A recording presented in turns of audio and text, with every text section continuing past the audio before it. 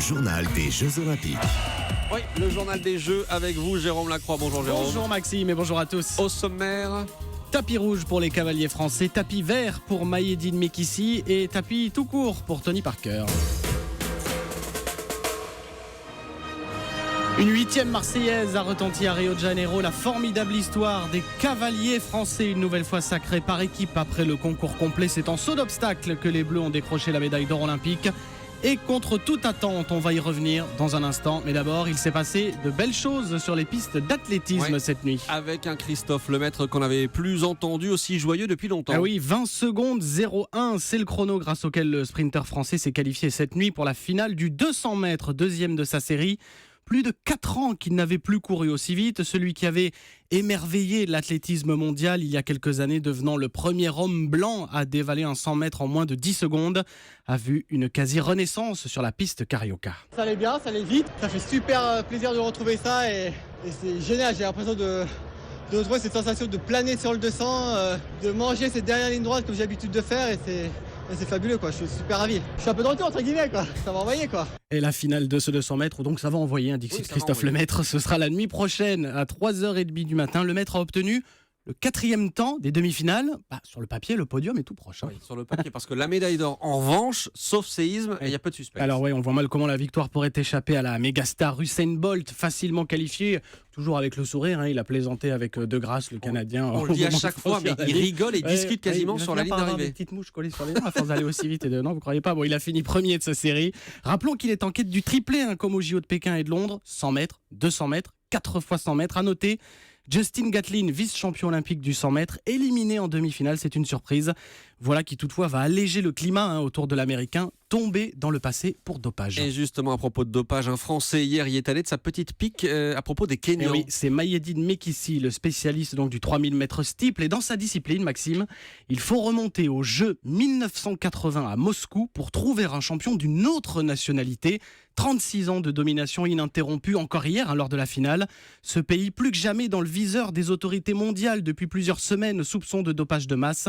Et Mayedine Mekissi de s'indigner des contrôles là-bas, selon lui, bien trop légers. C'est 2 poids 2 mesures. Je suis contrôlé 7 jours sur 7, 24 heures sur 24. Ça fait 10 ans que je donne mes localisations. Et eux, ils sont pas localisables, ils sont pas contrôlés. Donc c'est pas normal. Je le dis même devant eux.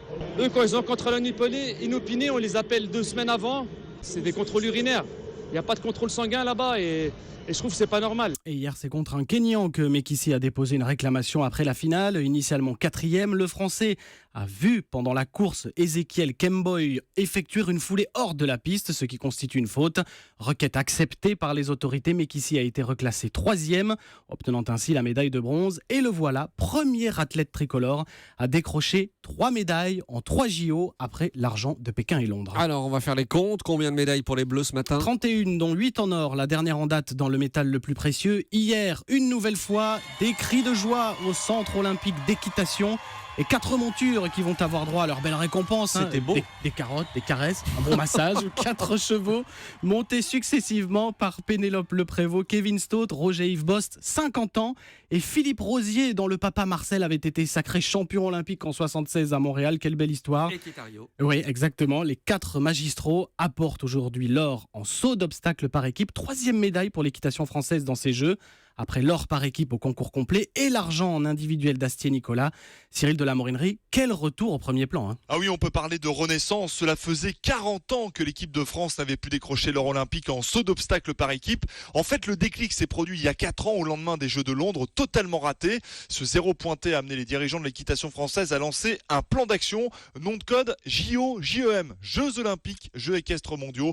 Les 2 grands objectifs, changement d'entraîneur, de directeur technique national, émergence de nouveaux talents comme Astier-Nicolas en argent, en individuel, implication également des propriétaires pour éviter qu'ils ne vendent leurs chevaux dont certains sont évalués à plus de 10 millions d'euros. La mayonnaise a pris, l'ambiance a changé et c'est un groupe soudé qui a débarqué à Rio, comme le raconte Kevin Stott, en or sur l'épreuve de saut d'obstacle par équipe. Un état d'esprit qui est vraiment important pour ces championnats. Ce qu'on réalise aujourd'hui, c'est un travail vraiment de cohésion et un travail de solidarité. C'est ce qui a été fait aujourd'hui parce que voilà, il y avait d'énormes d'énormes problèmes avant de commencer. On est resté focalisé sur nos objectifs. L'objectif principal, c'était de ramener une médaille par équipe, qu'elle soit en or, c'est dingue, c'est dingue. Et l'équipe de France d'équitation qui a célébré comme il se doit hier ses médailles au Club France, on n'a pas fini avec ces Jeux. Elle peut espérer une 4e médaille olympique en saut d'obstacle individuel cette fois, prévue demain sur le très beau site de Deodoro. Pour Europe 1, Cyril de la Morinerie. Une nouvelle page s'ouvre pour l'équitation, on l'a compris. En revanche, une autre se referme pour le basket. Et oui, c'est un adieu bien douloureux pour le meilleur basketteur français de l'histoire. Tony Parker, 16 ans en bleu, 181 sélections, le premier titre international pour la France, l'Euro 2013. Ça, c'est Tony Parker qui prend sa retraite internationale sur une claque, c'est vrai, infligée par les Espagnols, 92-67 hier en quart de finale. La star a tenu à vite sécher ses larmes à la fin du match. Il s'est montré peu prolixe sur son émotion, mais son ami Florent Pietrus, qui le côtoie en sélection depuis 15 ans et qui quitte lui aussi les Bleus, tient à rappeler que Parker et lui notamment ont offert au basket français ses plus belles heures. On a quand même vécu une très belle passe du basket français. Et pour nous, c'est ce qu'il faudra retenir. Après, il y a une nouvelle génération qui va arriver.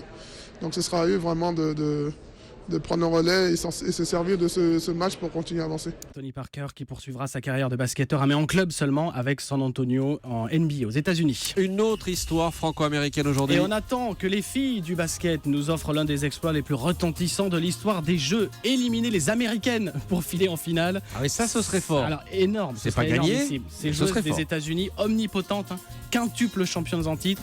Elles n'ont plus perdu un match depuis les JO de 1992. Alors pour y être, oui.